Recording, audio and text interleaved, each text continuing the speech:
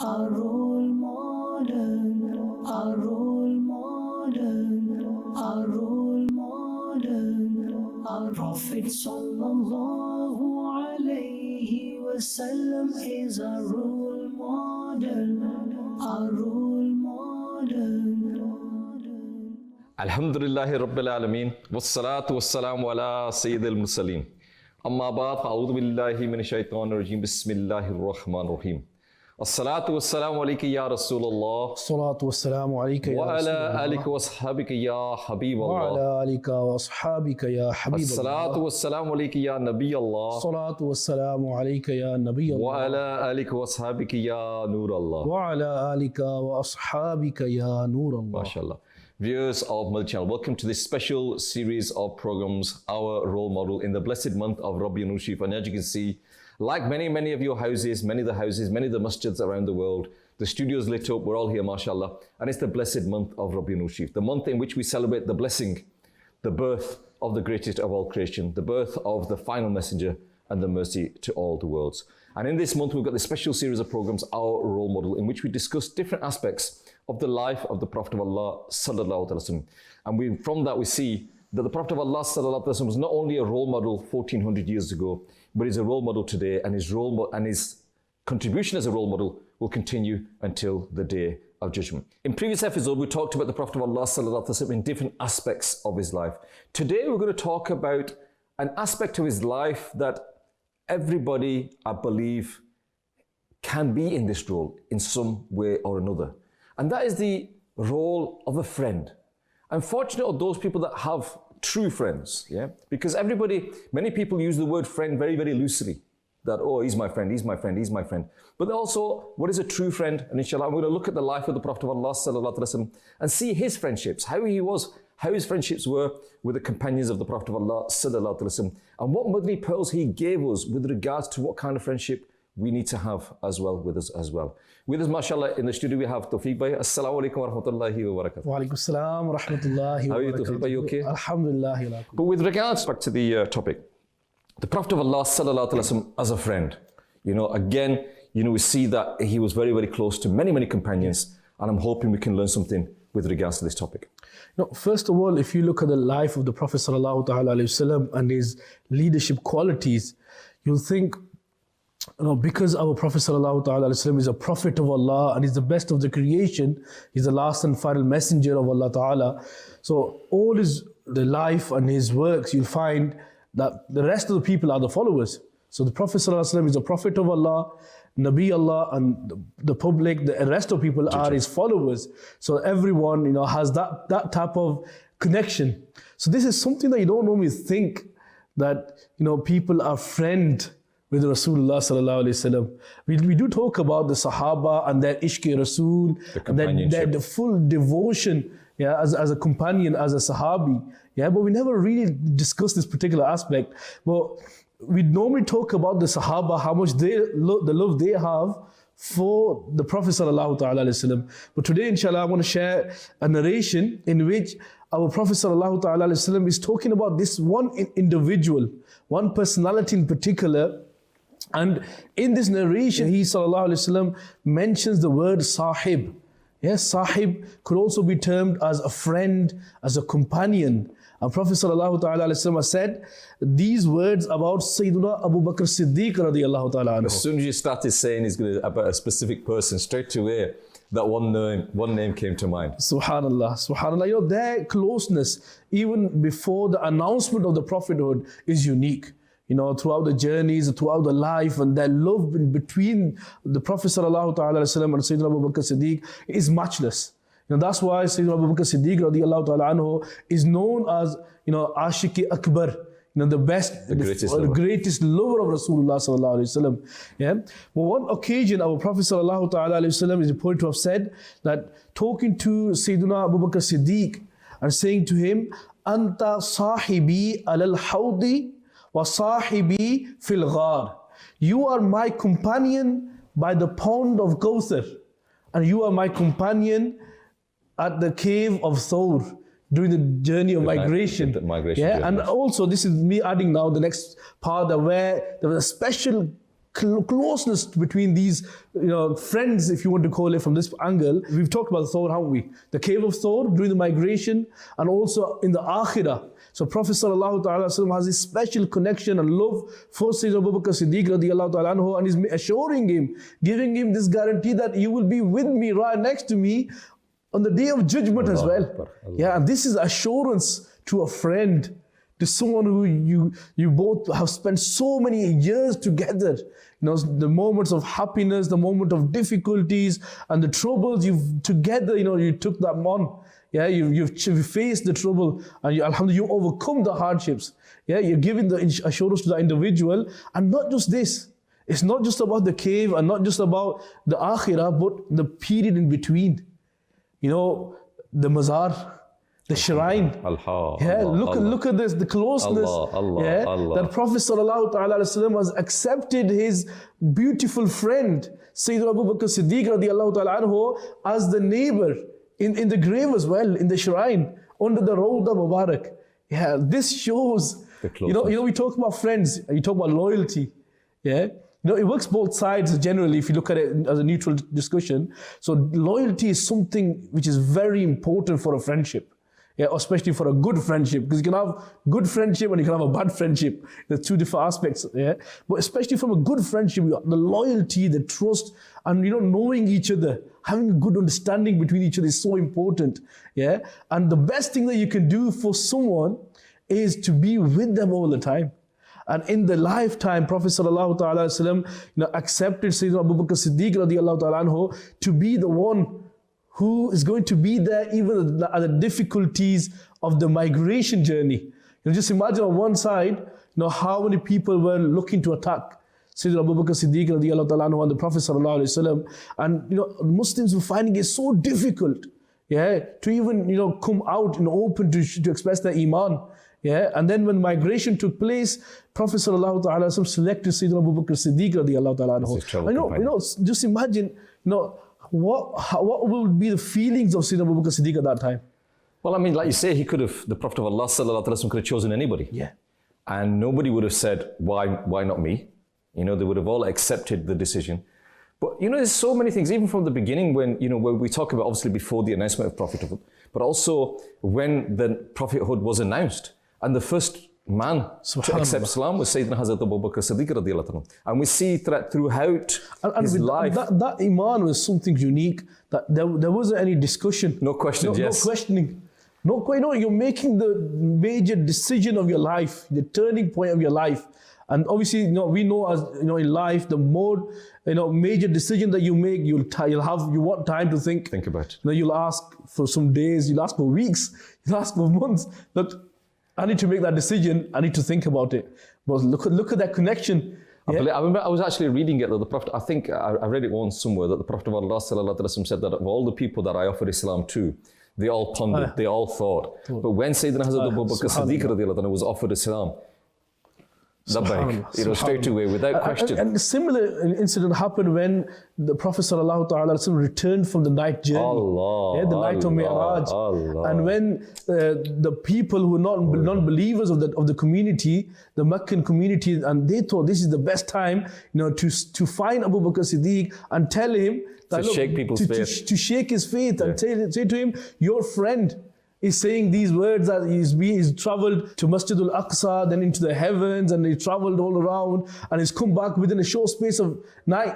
Yeah, and to shake his iman, or to break friendship, if you want to call it, they did that. And when he heard these words, that because the way they put it out front of him was, if someone does, he says that I've traveled this, could it be true? He said no.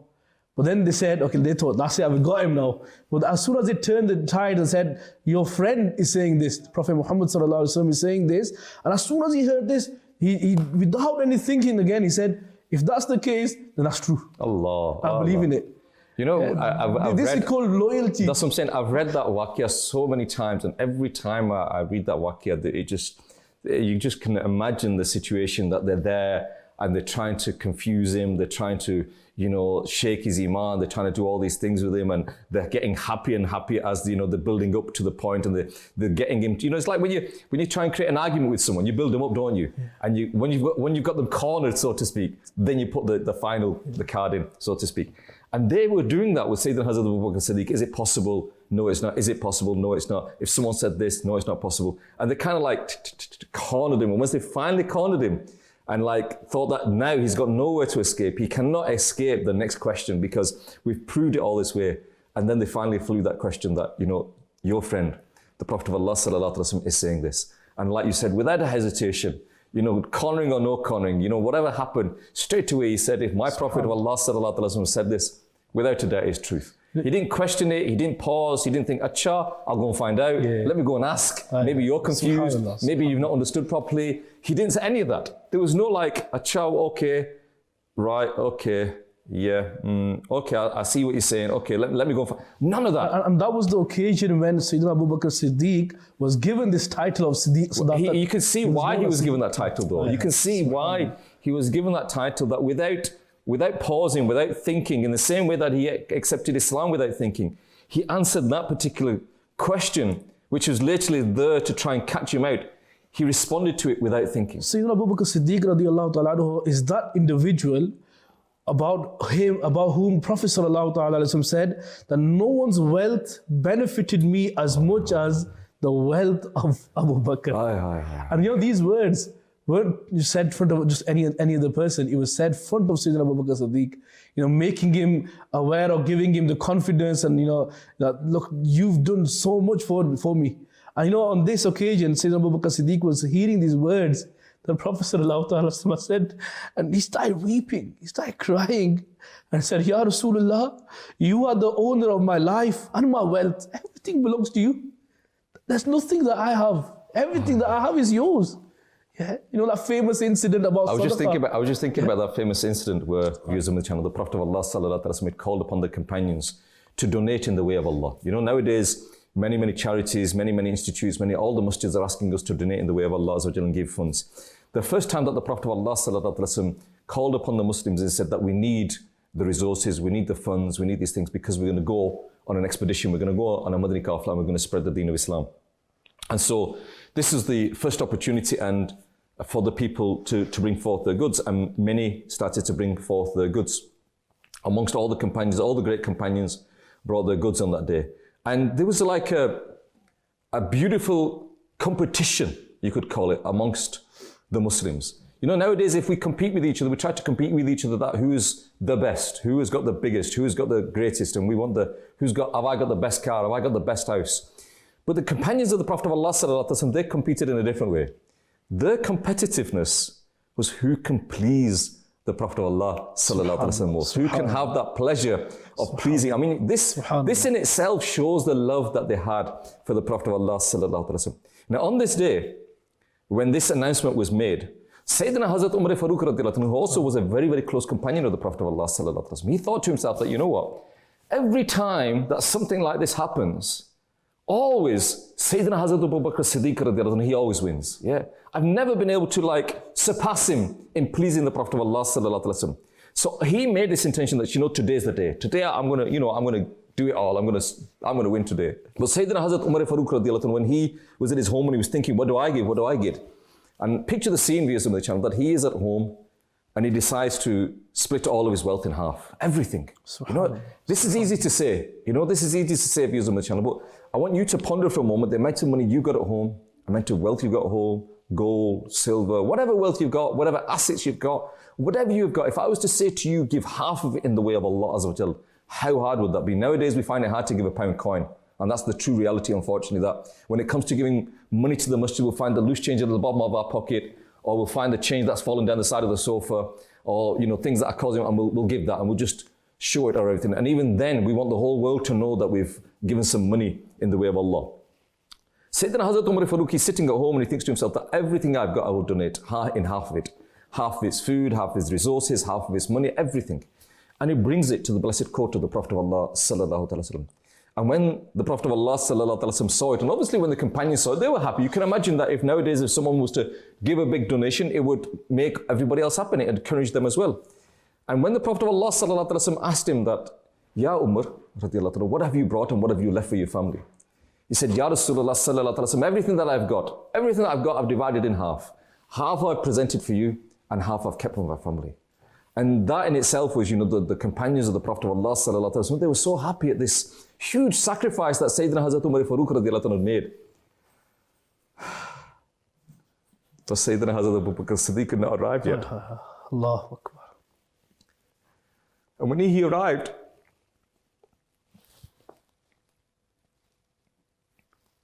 he brought everything. Absolutely everything. Everything that he had in his house, down to the fact that even his clothes that he was wearing, he took that off and he was wearing what is known like a rough cloth sack. And even the buttons he didn't have there, he put thorns to keep the rough sack together. And he presented all of that at the feet of the Prophet of Allah sallallahu alaihi wasallam. And again, the same question. Ya Abu Bakr, what have you brought and what have you left behind? Ya Rasulullah, sallallahu alaihi wasallam. Everything I have got, I brought and put to you. And for my family, I've left Allah and His Rasul, and that is all that I need. Allahu Akbar. Allahu Akbar. Subhanallah. These sort of things are easy to say. These sort of sacrifices are easy to say. These sort of, when people question why was Sayyidina Hazrat Abu Bakr Siddiq so close to the Prophet of Allah sallallahu alaihi wasallam, why was this friendship there? But the sacrifices that he made, the loyalty that he had for the Prophet of Allah sallallahu alaihi wasallam, I think in today's terms, if we were to bring it to today, is it possible for any of us, no matter how close we have a friend, be it even your blood brother, be it even your twin brother, be it your partner, your life partner, could you be as loyal? Could any of us be as loyal as the Prophet of Allah sallallahu alaihi wasallam was to Sayyidina Hazrat Abu Bakr Siddiq? Could any of us be as loyal as the way Sayyidina Hazrat Abu Bakr Siddiq was loyal to the Prophet of Allah sallallahu alaihi wasallam? That trust that they had in each other, that blind trust, that blind trust that if he said it, then it is true. Bas, khalas. If the Prophet of Allah sallallahu alaihi wasallam said it, is true, and I don't need anything else. Sayyidina Hazrat Abu Bakr Siddiq said, I don't need anything else. I don't need all of these wealth. I don't need anything. I think how fortunate that brother was. How fortunate that companion was. These are sacrifices. And today, in this blessed month of Rabiul Awwal, when we talk about love, we talk about honoring the Prophet of Allah sallallahu alaihi wasallam, we talk about following in his footsteps. Can any of us follow in the footsteps of Sayyidina Hazrat Abu Bakr Siddiq radiallahu anhu and show our love in that way? Show our respect in that way? Can we honor the Prophet of Allah sallallahu alaihi wasallam in that way? Can we make the sacrifice that him, his family, and everybody around him made in that way? Can we make that? No, we can't. No, we can't. But what we can do is we can try and aspire to follow in the footsteps of these great people who were so close to the Prophet of Allah sallallahu alaihi wasallam. Sorry, Tawfiq, but we're just going to take a small break. I need to recompose as well. We've got some small packages, inshallah. Let's go to one of the packages of the day, inshallah, and then we can come back and continue with this topic. Sallu ala al-Habib, sallallahu ta'ala ala Muhammad, sallallahu alayhi wa sallam. Sallu ala al-Habib, sallallahu ta'ala ala Muhammad. When the darkness of disbelief and idol worshipping was prevalent in the world, a nur gleamed in the sacred house of Sayyidatuna Amina radiyallahu ta'ala anha in the holy city of Makkatul Mukarramah that brightened the entire universe. The Holy Prophet sallallahu ta'ala alayhi wasallam, for whom the troubled humanity was anxiously waiting, dawned as mercy for all the worlds. The Holy Prophet sallallahu alaihi wasallam came into the world on the 12th of Rabiul Awwal at the time of dawn and transformed the dark night of miseries, difficulties, and troubles into the bright and soothing morning of happiness. As soon as Allah's Nur sallallahu alaihi wasallam dawned on the earth on the 12th of Rabiul Awwal, the dark clouds of oppression and disbelief purged. The palace of Kisra, which belonged to the Iranian king, was struck by an earthquake in which 14 of its spikes fell off. The flame which had been continuously burning for 1,000 years in Iran extinguished. The river Sava became dry. The Kaaba began to sway and idols fell on their heads. Teri आमद थी के बैतुल्लाह मुजरे को झुका, तेरी हैबत थी के हर बुत थर थरा कर गिर गया. Upon your advent, the Kaaba swayed, the idols fell trembling, being afraid. Sallu ala al-Habib, sallallahu ta'ala ala Muhammad. Sallu ala al-Habib, sallallahu ta'ala ala Muhammad, sallallahu alayhi wa sallam. MashaAllah, you just heard a small package there about the actual events that took place at the time of the coming of the Prophet of Allah, sallallahu ta'ala sallam. Viewers of the channel, you're watching our role models. Today we're talking about the Prophet of Allah, sallallahu ta'ala sallam, as a friend. And whenever you talk about the Prophet of Allah, sallallahu ta'ala sallam, as a friend, you cannot fail to mention the great companionship, the great friendship that he had with the great companion, the first Khalifa, the first Amir al-Mu'mineen, Sayyidina Hazrat Abu Bakr Siddiq radiyallahu ta'ala. Before the break, we mentioned some of the incidents. And mashallah, Tawfiq Bhai was just about, I could feel that Tawfiq Bhai was just going to give some motherly pearls, but unfortunately I had to stop him. Ji Tawfiq Bhai. Halbhai, if you look at the word friendship and then the qualities that we should see in the friendship, one of the key, beauty in a friendship is that you return the favors. So one of the signs that you're a good friend is that you will return the favors of your friend. So if someone's done something good to you, you'll return, you'll do something, not just same, you'll try to do better than that. Yeah, so if you look at this particular friendship that we're talking about, between the Prophet sallallahu ta'ala and Sayyidina Abu Bakr Siddiq radiyallahu ta'ala anhu, regarding this friendship and the love, the loyalty that Sayyidina Abu Bakr Siddiq radiyallahu ta'ala anhu has shown practically from his whole life. Our Prophet sallallahu ta'ala is reported to have said, who had a favor upon us, we have given them in return. Allah. They have got their jaza, we've given them the blessings and the virtues and high status. But Allah Azza wa Jal will grant the return of Abu Bakr's favor upon him on the day of judgment. Allah. Look at that as a return, look at that as a favor.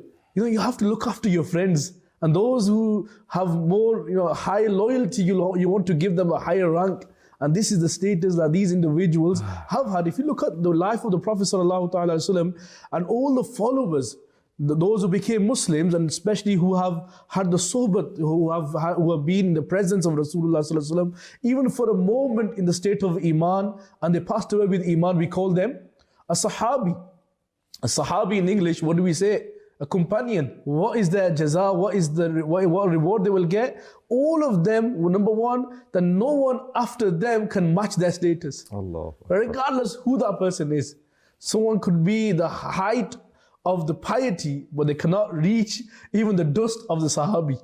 Yeah? Without a doubt. So this is their status that they've been given by the blessing of Rasulullah. It's very important note to mention to all of our viewers on the channel that we all need to have this mindset that no matter how pious an individual is, appears to be, or is from, in history, or our pious predecessors, or no matter how much ibadat me, you, or anybody does, no matter whatever we do with our lives, no matter what we donate in the way of Allah, if the companions of the Prophet of Allah sallallahu alaihi wasallam were to donate 1.5 kilos, I think it's half a kilo, 1 mud of wheat, and we were to donate gold equivalent to Mountain Uhud, then that will still not compare to the giving of the companions of the Prophet of Allah sallallahu alaihi wasallam. So it's very important for us to realize that nobody in the past, nobody in the present, nobody in the future can ever attain the status that the companions of the Prophet of Allah sallallahu alaihi wasallam had.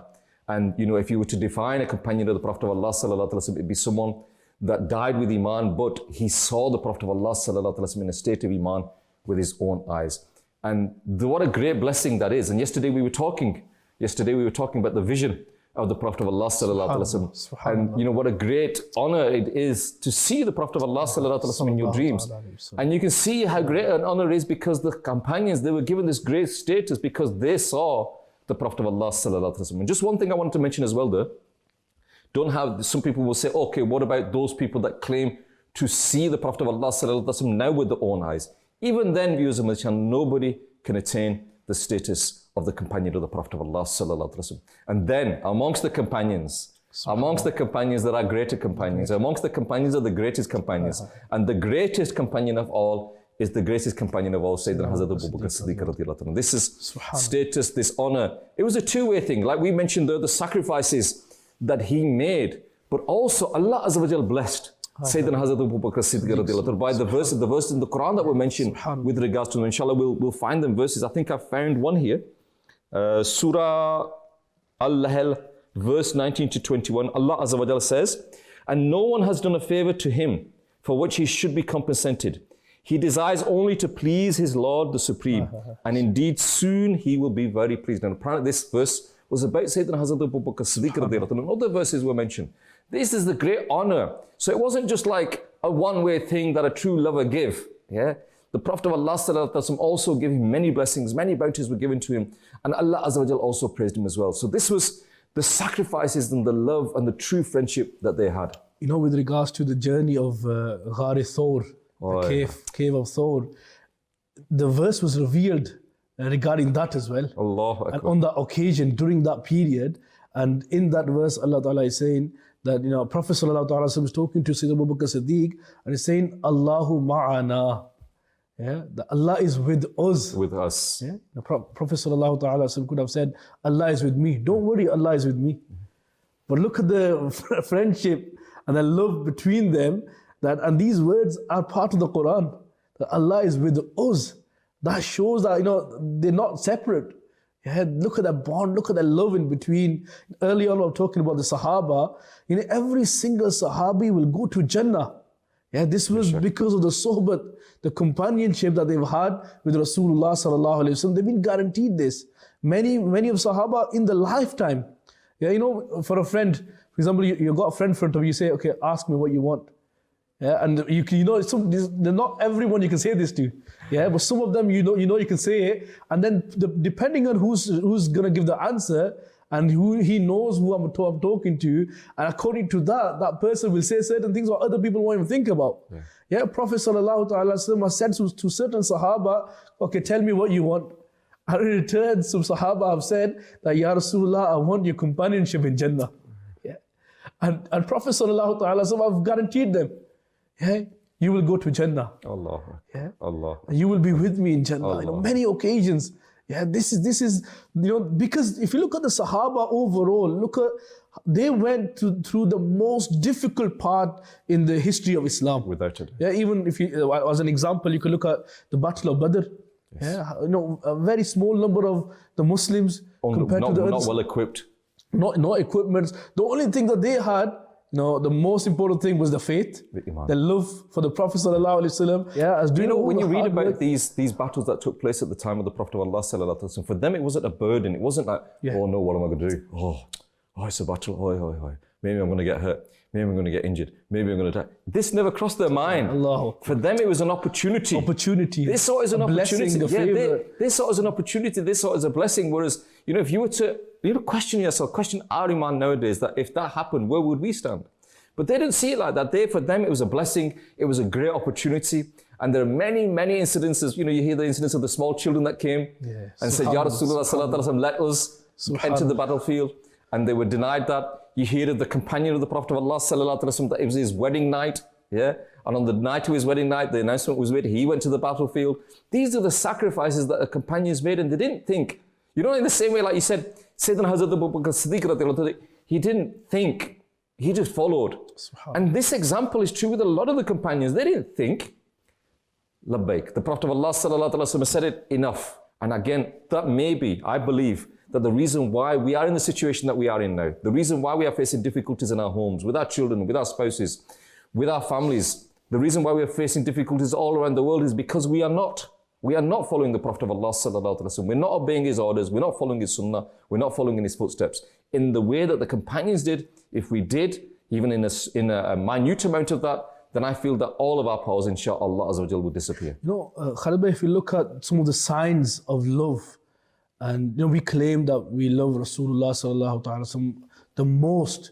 Yeah, but practically, you know, our life sometimes it doesn't reflect upon the claim that we have. And you know, the ulama have mentioned that one of the key factors about this claim is that if you say that you love Rasulullah Sallallahu Alaihi Wasallam, the most important part is that you have to follow the commands just hearing, not even seeing something, just heard from someone that Prophet, this is a Sunnah of Rasulullah sallallahu alaihi wasallam. That is enough for us. Yeah, if we become aware that this is the way of Rasulullah sallallahu alaihi wasallam, or this particular food that Prophet sallallahu alaihi wasallam really used to love. I was given an example of Kaddu Sharif. Yeah, that this particular vegetable that is, we hear that this is connected, with the Sunnah of the Prophet sallallahu alaihi wasallam. Now the concept that we have about this particular vegetable, yeah, if you go to Arab world, you might find a different variety of this, and then 1400 years ago, maybe it was the food could have been different. Yes. Yeah. But regardless of how it is, the exact same food won't be here. But the thing is that the food that we look at this today, this has a connection with Rasulullah sallallahu alaihi wasallam. This is enough for us. Yes. That's the key thing. Yeah. Just knowing that, for example, wearing loose clothing, wearing modest clothes is a sunnah of the Prophet sallallahu alaihi wasallam. This is enough for us. Yeah. I've got here, I think what we'll do is we'll go to the break, inshallah. We've got a kalam, and then we'll come back, and I've got some of the signs of how, if we want to know that, do we love the Prophet of Allah sallallahu alaihi wasallam, we're going to give you some of the signs, but we're going to go to the kalam of the day, and then inshallah we'll come back and we'll continue with this topic. Let's go to the kalam of the day. Sallu ala al-Habib sallallahu ta'ala ala Muhammad sallallahu alayhi wasallam. Marhaba, marhaba, marhaba,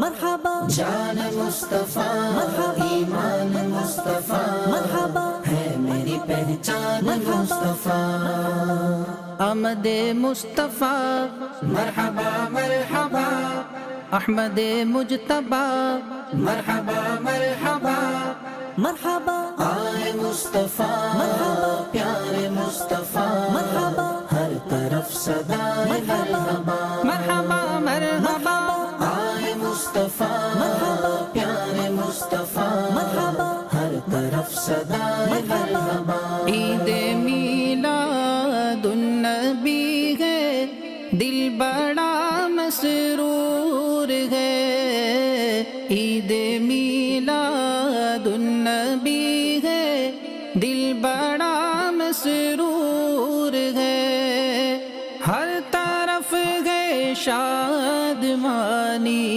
رنج و غم کا four ہے آئے مصطفیٰ مرحبا پیارے مصطفیٰ مرحبا ہر طرف صدائے مرحبا مرحبا مرحبا جان مصطفیٰ مرحبا ایمان مصطفیٰ مرحبا ہے میری پہچان مصطفیٰ مرحبا مرحبا مرحبا مرحبا مرحبا اس طرف جو نور ہے تو اس طرف بھی نور ہے اس طرف جو نور ہے تو اس طرف بھی نور ہے ذرہ ذرہ سب جہاں کا نور سے معمور ہے آئے مصطفیٰ مرحبا پیارے مصطفیٰ مرحبا ہر طرف صدائے مرحبا مرحبا مرحبا جان مصطفیٰ مرحبا ایمان مصطفیٰ مرحبا ہے میری پہچان مصطفیٰ مرحبا یا مصطفیٰ مرحبا یا مصطفیٰ مرحبا یا مصطفیٰ مرحبا یا مصطفیٰ آمد سرکار سے ظلمت ہوئی کافور ہے آمد سرکار سے ظلمت ہوئی کافور ہے کیا زمین کیا آسمان ہر سمت چھایا نور ہے آئے مصطفیٰ مرحبا پیارے مصطفیٰ مرحبا ہر طرف صدائے مرحبا مرحبا مرحبا جان مصطفیٰ مرحبا ایمان مصطفیٰ مرحبا ہے میری پہچان مصطفیٰ آمد مصطفیٰ مرحبا مرحبا، احمد مجتبی مرحبا مرحبا، جشن میلاد النبی ہے کیوں نہ جھومے آج ہم، جشن میلاد النبی ہے کیوں نہ جھومے آج ہم، مسکراتی ہے بہاریں سب فضا پر نور ہے، آئے مصطفیٰ پیارے مصطفیٰ ہر طرف صدائے مرحبا مرحبا مرحبا، جان مصطفیٰ ایمان مصطفیٰ ہے میری پہچان مصطفیٰ، مرحبا مرحبا مرحبا مرحبا مرحبا، آمینہ تجھ کو مبارک شاہ کا میلاد ہو، آمینہ تجھ کو مبارک شاہ کا میلاد ہو، تیرا آنگن نور تیرا گھر کا گھر سب نور ہے، آئے مصطفیٰ پیارے مصطفیٰ ہر طرف صدائے مرحبا مرحبا مرحبا، جان مصطفیٰ ایمان مصطفیٰ ہے میری پہچان مصطفیٰ، مرحبا یا مصطفیٰ مرحبا یا مصطفیٰ مرحبا یا مصطفیٰ مرحبا یا مصطفیٰ، ہوں غلام مصطفیٰ اپنا تو دعویٰ ہے یہی، ہوں غلام مصطفیٰ اپنا تو دعویٰ ہے یہی، کاش آقا بھی یہ فرما دے ہمیں منظور ہے، آئے مصطفیٰ پیارے مصطفیٰ ہر طرف صدائے مرحبا مرحبا مرحبا، جان مصطفیٰ ایمان مصطفیٰ ہے میری پہچان مصطفیٰ، آمد مصطفیٰ مرحبا مرحبا، احمد مجتبی مرحبا مرحبا، وہ پیلا میں اہل محشر دیکھتے ہی بول اٹھے، وہ پیلا میں اہل محشر دیکھتے ہی بول اٹھے، آ گیا تار دیکھو عشق میں مخمور ہے، آئے مصطفیٰ پیارے مصطفیٰ ہر طرف صدائے مرحبا مرحبا مرحبا، جان مصطفیٰ ایمان مصطفیٰ ہے میری پہچان مصطفیٰ، مرحبا مرحبا مرحبا مرحبا مرحبا، Sallu ala al-Habib sallallahu ta'ala ala Muhammad sallallahu alayhi wa sallam. MashaAllah. Before the break, we were talking about, the signs of, of Sayyidina Hazrat Abu Bakr as-Siddiq, how he was a great lover and honored the Prophet of Allah sallallahu ta'ala sallam. I'm just quickly going to read this out. Imam Kastalani, Rahmatullah ta'ala, has mentioned the signs of love of the Prophet of Allah sallallahu ta'ala sallam. He says, number one, iqtida, i.e. the greatest sign of love of the Prophet of Allah sallallahu ta'ala sallam is to obey him, to act upon his sunnah, to follow his path, to seek guidance from his life, and to abide by his sharia. That's the number one. Number two, be content with sharia. One of the signs of loving the Prophet of Allah sallallahu alaihi wasallam is that the one who claims love should be content with the sharia of the Prophet of Allah sallallahu alaihi wasallam and should not face any hardship in his nafs by the decision of the Prophet of Allah sallallahu alaihi wasallam. Number three, to help the religion of the Prophet of Allah sallallahu alaihi wasallam. It is one of the signs of loving the Prophet of Allah sallallahu alaihi wasallam that one should help the religion of Islam through his sayings and his actions, defend his sharia and adopt his blessed life in generosity, and follow his blessed way of living in the matters of forbearance, endurance, humility. Number 4, being patient on hardship. Again, one of the signs. Make abundant zikr of the Prophet of Allah sallallahu alaihi wasallam. Now, if you look at them 5 signs, without a doubt, each and every one of them you could see in the majority of the, in fact, all of the companions of the Prophet of Allah sallallahu alaihi wasallam, that you could say that all of them were true friends. All, when you talk about true friend, what is a true friend? I believe that every one of the companions, if you look at them, they were true friends. And the greatest of them true friends was, without doubt, Sayyidina Hazrat Abu Bakr Siddiq radiyallahu anhu. But the question is, if we want to claim to be amongst the friends or amongst the lovers of the Prophet of Allah sallallahu alaihi wasallam, then are we following any of these footsteps? No, Khalid bhai, we have to understand that friendship is not a small matter of our life. It's something very important. It has high significance in Islam. It is mentioned in narrations that a person is in the deen of his friend. It's in the religion of his friend. And also people say that, those individuals who you spend a lot of time with on a regular basis, their the way of thinking, their works, they have an impact, direct impact on your own personality. And what you do, for example, what you eat as well, has an impact of who you hang around with, who you spend a lot of time with. That directly impacts you, especially with deen. Yeah, so in this day and age, we call anyone and everyone a friend. Yeah. Hi, friend. Anybody in our notebook, any contact that you say, I've got 700 friends because I've got 700 numbers in my phone and that's my friends. We use the word friend, yes, mate, very loosely. We don't really have that same meaning.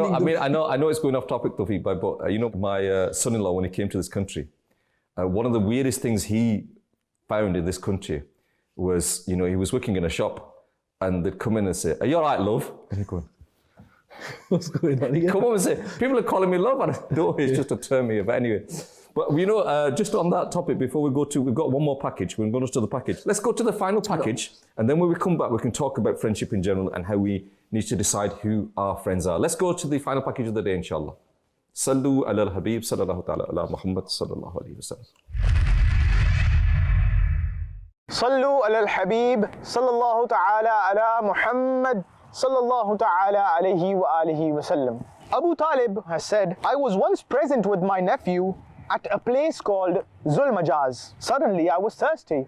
I told Muhammad Mustafa sallallahu ta'ala alayhi wa alihi wasallam, oh my nephew, I am thirsty. I had informed him of this in order not to ask him for water, but because he had no water, and also with that he could share my problem. Abu Talib has further said, as he sallallahu ta'ala alayhi wa alihi wasallam listened to me, he immediately got off the horse and said, oh uncle, are you thirsty? I said yes. Listening to this, Sayyidina Muhammad sallallahu ta'ala alayhi wa alihi wasallam hit the ground with his blessed heel and water gushed out. He sallallahu ta'ala alayhi wa alihi wasallam then said to me, drink water. So I drank the water. Subhanallah Azza wa Jal. Sallu ala al-Habib, sallallahu ta'ala ala Muhammad, sallallahu ta'ala alayhi wa alihi wa sallam. Sallu ala al-Habib, sallallahu ta'ala ala Muhammad, sallallahu alayhi wa sallam. Today we're talking about the friendship of the Prophet of Allah sallallahu alayhi wa sallam, how he was an ideal role model. And Tawfiq bhai, I want to bring it to today now, that how we should choose our friends, how we should be with our friends, and who do we define as a friend today? And what are good friends in today's day and age? I think the first thing we need to remember is whoever we choose as a friend will have a direct impact on our life, especially with our ideology, our way of thinking, and then what we do, in various walks of lives, and what we eat, what becomes our favorite food, what becomes our favorite sport, all these things. You could say the friends, in a way, they decide, they have an impact. You can call it peer pressure, whatever you want to call it. What it is, the friends have a direct impact on your lifestyle. And the way, even to the level of what you dress. Yes. Yeah, to fit in with your friends, you'll have to wear certain dress code. Yeah, so we need to understand that friendship is something very important. And now we have a good friendship, we have a bad friendship. And this is where we need to do a little test, friendship test, and see the people who I hung around with, or that I spent a lot of time with, in the corners and whatever I do in my leisure time, during my friends' time, whatever you want to call it. Who are these people and what type of people are they? And are these individuals the ideal friends for us or not? There's a beautiful analogy of who is a friend. Yeah, there's a saying that a friend is like a tree, and there are 3 types of trees. One tree that will have leaves but no fruits. So this type of tree will give you a shade on a hot sunny day. Yeah, and there's a tree that which has leaves and fruits, so you can enjoy the fruits as well. The third type of tree is it has none of them, and we see that in this period, winter period, lots of trees they don't have leaves, they don't have fruits on them. Yeah, they're just trees. Yeah, so this type of tree, the third type of tree, it doesn't give you any fruit, it doesn't give you any benefit, physical apparent benefit that you will find from it. You won't have any shade from it during the heat. Yeah. Now, how is that compared with a friend? They say that a friend who benefits you from the worldly point of view. For example, we came both of us came on M62 motorway. Yeah, so on the motorway, may Allah protect us, but if something happened, yeah, the first person that we'll call, and we'll generally know, I'll call this person, he'll be available and he will come down, regardless of where he is. Yeah. So if your friend is that type of friend, that means this type of friend is the one who's for you, who's there for you for the worldly aspect. He'll benefit you. He's always there for you. Someone you will trust, you will go to. He's a go-to man. Yeah. This type of friend is like the tree which has leaves. It gives you shade. Yeah. So when you're struggling, when you're in heat, it gives you shade. Yeah. The second type of friend is that individual that whenever you're with him or with that individual, it'll remind you of akhirat. If he sees anything wrong in you, that look, for example, it's namaz time and you're not praying namaz, he'll tell you, look, listen, what are you doing? You got 10 minutes left to pray salah. Listen, quickly do wuzu here. I've got water. Do wuzu quickly. Wherever you are, even if you're on the mountains, wherever you are, he'll make sure if he sees anything wrong in you, which he feels that this is harmful for you, for your akhirat, he will be there for you. He'll say to you, no, don't do this, don't do that. If you're talking about someone else and saying really bad words, he'll say, oh, what are you doing? You did backbiting. He's done whatever he's doing. Why are you harming yourself? You're destroying your own good deeds. So that type of friend is like the tree which has fruits as well. And then you have another friend that you spend so much with him, so much time that you spend with him, hours and hours, and maybe decades you've been with him, that individual, but at the back of your mind, he's not going to help you. Even if you're in dire situation, he's not going to be there. You know it. So that type of friend is like a tree which has no leaves, no fruits.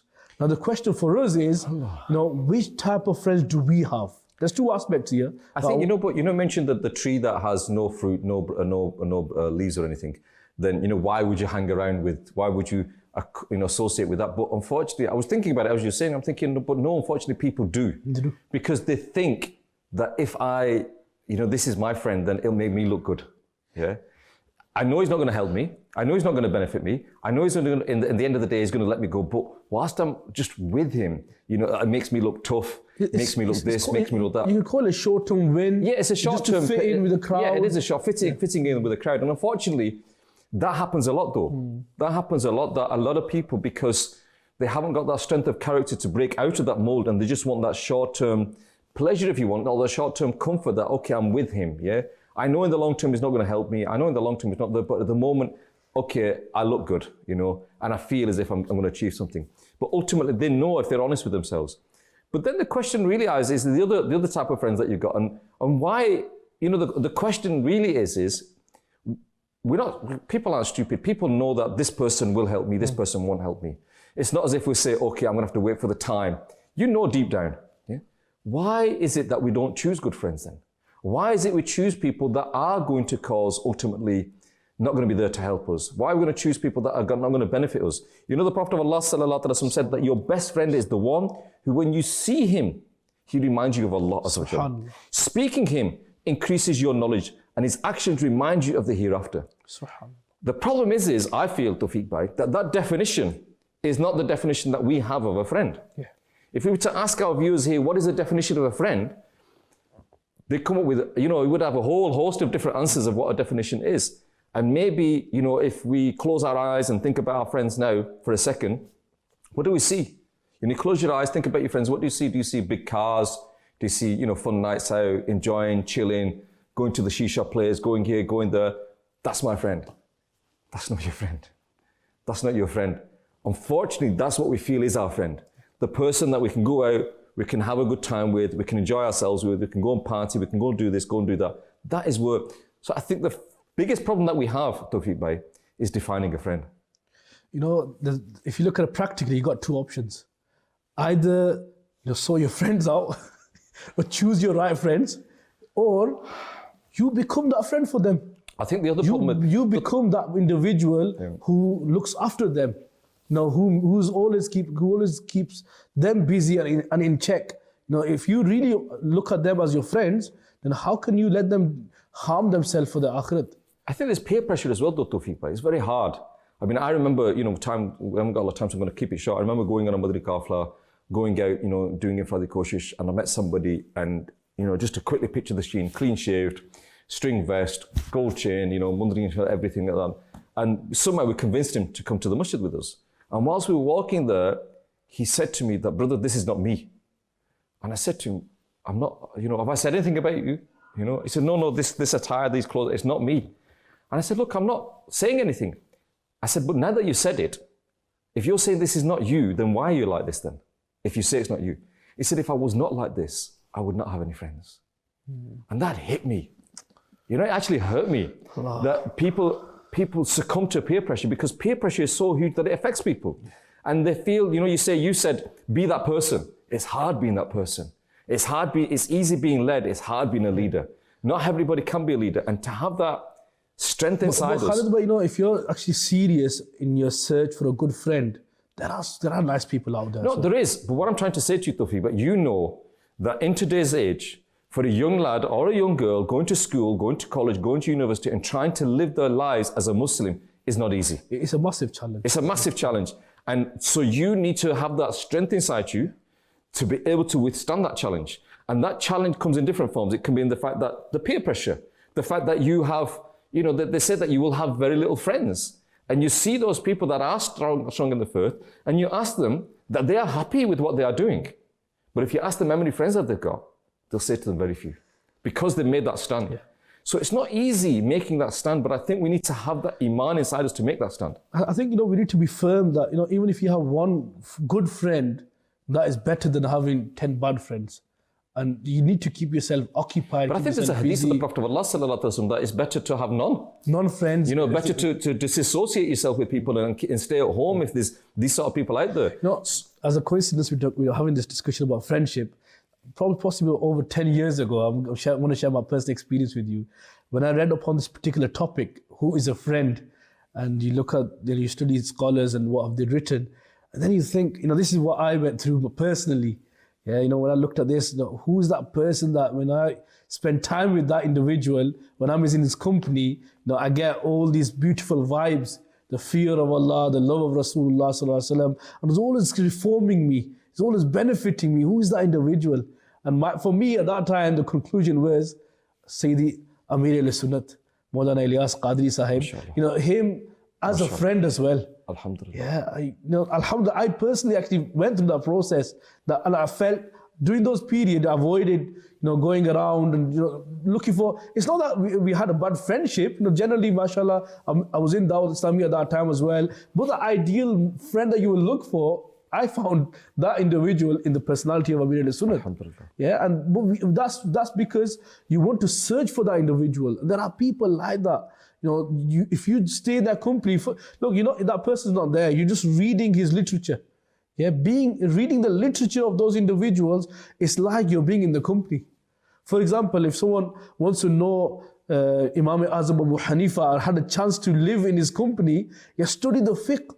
Study the Islamic principles through Hanafi school of thought. Read those, you'll be in the company of Imam Azam Abu Hanifa. You'll fall in love with him and you'll benefit from his approach, or his way of thinking and the way he lived his life. If you study, for example, Bukhari Sharif, it's like you're in the company of Imam Bukhari. Yeah, these are Imam Malik rahmatullahi ta'ala alayhi. So if you study about him and read the various narrations about him, it is as if you're in the company. So this is another form of sohbah that we can look into, in our life as well, that these people have left this world so many years ago, but you can still get blessings of their friendship, of their closeness as well.